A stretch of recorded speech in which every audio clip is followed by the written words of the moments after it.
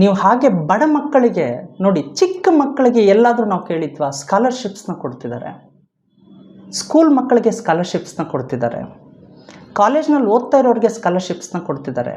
ಸರ್ಕಾರಿ ಮಕ್ಕಳು, ಅವ್ರಿಗೆ ಬುಕ್ಗೆ ದುಡ್ಡಿರಲ್ಲ, ಪೆನ್ನುಗಳಿಗೆ ದುಡ್ಡಿರಲ್ಲ, ಅವ್ರ ಹತ್ರ ಏನೂ ಇರಲ್ಲ, ಅಂಥವ್ರಿಗೆಲ್ಲನೂ ಸ್ಕಾಲರ್ಶಿಪ್ನ ಕೊಟ್ಟು ಅವ್ರ ಮನೇಲಿ ಬೆಳಕಾಗಿ ನಿಂತಿದ್ದಾರೆ.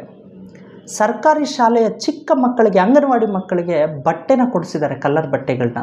ಇವೆಲ್ಲ ಎಲ್ಲರೂ ಯುನಾನಿಮಸ್ ಆಗಿ ಎಲ್ಲರೂ ಮೆಚ್ಚಲೇಬೇಕಾದಂತಹ ವಿಷಯ. ನೋಡಿ, ಅವರು ಆರೋಗ್ಯ ಕ್ಷೇತ್ರಕ್ಕೂ ಒತ್ತು ಕೊಡ್ತಾರೆ, ವಿದ್ಯಾಭ್ಯಾಸಕ್ಕಾಗಿ ವಿದ್ಯಾಕ್ಷೇತ್ರಕ್ಕೂ ಒತ್ತು ಕೊಡ್ತಾರೆ.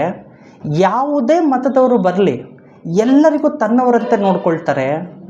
ಯಾವುದೇ ಮನೆ ಇರಲಿ, ಆ ಮನೆ ಯಾವುದು ಯಾರದು ಏನು ನೋಡೋದೇ ಇಲ್ಲ ಅವರು. ನಾವು ಕಣ್ಣಾರೆ ನೋಡ್ತಿರ್ತೀವಿ ಪ್ರತಿ ದಿವಸ. ಅಲ್ಲಿಗೆ ಹೋಗ್ತಾರೆ, ಅವ್ರ ಮನೆ ಒಳಗಡೆ ಕೂತ್ಕೊಳ್ತಾರೆ, ಅವರು ಏನು ಕೊಟ್ಟರು ಅದನ್ನು ತಿಂತಾರೆ. ಮೊನ್ನೆ ನಾವು ಮಂಚನಹಳ್ಳಿಯಲ್ಲಿ ನೋಡಿದ್ದೀವಿ, ಹಾಗೆ ಹೋಗ್ತಾ ಇದ್ದೀವಿ, ಒಂದು ಬೀದಿ ಪಕ್ಕದಲ್ಲಿ, ರೋಡ್ ಪಕ್ಕದಲ್ಲಿ ಒಂದು ಬಂಡಿಯಲ್ಲಿ ಬಂದು ನಮ್ಮ ಬಂಡಿಯಲ್ಲಿ ನೀವು ಊಟ ಮಾಡಬೇಕು ಅಂತ ಕೇಳ್ತಾರೆ ಒಬ್ಬರು. ಇವ್ರು ಏನು ನೋಡೋದೇ ಇಲ್ಲ. ಅಲ್ಲಿ ಅಧಿಕಾರಿಗಳಿರ್ತಾರೆ, ಇವ್ರು ದೊಡ್ಡ ಶಾಸಕರು, ಇಡೀ ಕರ್ನಾಟಕನೇ ಕೊಂಡಾಡ್ತಾ ಇರೋಂಥ ಶಾಸಕರಾದ್ರೂ ಇಮ್ಮಿಡಿಯೇಟ್ ಅಲ್ಲೊಂದು ಚೇರಲ್ಲಿ ಕೂತ್ಕೊಳ್ತಾರೆ, ಅವ್ರು ಕೊಟ್ಟಿರೋ ತಟ್ಟೆಯಲ್ಲಿರೋ ಅನ್ನನ ತಿಂತಾರೆ. ನೋಡಿ, ಇಂಥ ಆದರ್ಶವಾದಂತಹ ಶಾಸಕರು ಚಿಕ್ಕಬಳ್ಳಾಪುರಕ್ಕೆ ಸಿಕ್ಕಿರೋದೇ ನಮ್ಮೆಲ್ಲರ ಪುಣ್ಯ. ಮುಂದಿನ ದಿನಗಳಲ್ಲಿ ಅವ್ರ ವಿಷನ್ ಏನಿದೆ, ಚಿಕ್ಕಬಳ್ಳಾಪುರನ ನೆಕ್ಸ್ಟ್ ಲೆವೆಲ್ಗೆ ತೊಗೊಂಡೋಗಬೇಕು ಅಂತ ಹೇಳಿ ಎಲ್ಲರೂ ಒಗ್ಗಟ್ಟಾಗಿ ಅವ್ರಿಗೆ ಸಪೋರ್ಟನ್ನು ಮಾಡಬೇಕು. ಅವರ ಮುನ್ನಡೆ ಅಂತ ಏನಿದೆ, ಅವರ ಒಳ್ಳೆ ಸ್ಟೆಪ್ಸ್ ಅಂತ ಏನಿದೆ, ಎಲ್ಲರೂ ಅದನ್ನು ಸಪೋರ್ಟ್ ಮಾಡೋಣ. ಎಲ್ಲರೂ ಒಗ್ಗಟ್ಟಾಗಿ ನಿಂತಾಗ ಅವರ ಶಕ್ತಿ ಇನ್ನೂ ಜಾಸ್ತಿ ಆಗುತ್ತೆ. ಯುವಕರಿಗೆ ಅವರು ಮಾದರಿಯಾಗಿದ್ದಾರೆ ಇವತ್ತು, ಗೃಹಿಣಿಯರಿಗೆ ಇಷ್ಟ ಆಗಿದ್ದಾರೆ ಅವರು ಇವತ್ತು. ಸೊ ಹಾಗೆ ವೃದ್ಧರಿಗೆ ಅವರ ಸೇವೆಯಲ್ಲಿ ತೊಡಕೊಂಡಿದ್ದಾರೆ. ಯಾವಾಗಲೂ ಬಡವ್ರ ಬಗ್ಗೆನೇ ಯೋಚನೆ ಮಾಡ್ತಾರೆ, ಯಾವಾಗಲೂ ಕಷ್ಟದಲ್ಲಿರೋರ ಬಗ್ಗೆ ಯೋಚನೆ ಮಾಡ್ತಾರೆ.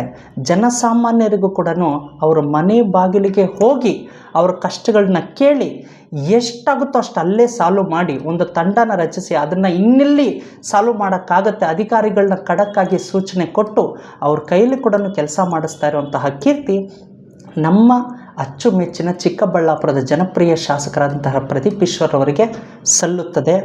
ಮುಂದಿನ ದಿನಗಳಲ್ಲಿ ಅವರಿಗೆ ಸಚಿವ ಸ್ಥಾನ ಕೂಡ ದೊರೆಯಲಿ ಅಂತ ಭಗವಂತನಲ್ಲಿ ಕೋರ್ಕೊಳ್ತಾ, ಈ ಸೇವೆಯನ್ನು ಮಾಡ್ತಾ ಇರುವಂತಹ ಪ್ರದೀಪ್ ಸರ್ಗೆ ಮತ್ತಷ್ಟು ಶಕ್ತಿ ತುಂಬೋಣ. ಎಲ್ಲ ಯುವಕರು ಎಲ್ಲರೂ ಸೇರಿ ಅವರ ಕೈ ಬಲಪಡಿಸೋಣ.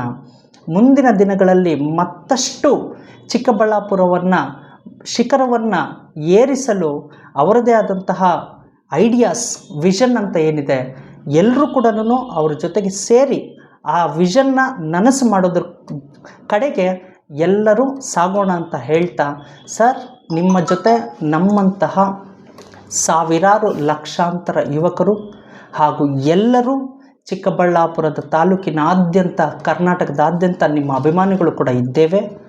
ನಿಮ್ಮ ಕೆಲಸ ಹೀಗೆ ಮುಂದುವರಿಯಲಿ.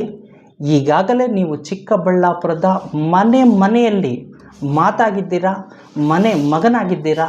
ನಿಮ್ಮ ಸೇವೆ ಹೀಗೆ ಮುಂದುವರಿಯಲಿ ಅಂತ ಹೇಳಿ ಆ ಭಗವಂತನಲ್ಲಿ ಕೋರ್ಕೊಳ್ತಾ ಇದ್ದೀನಿ. ಧನ್ಯವಾದಗಳು.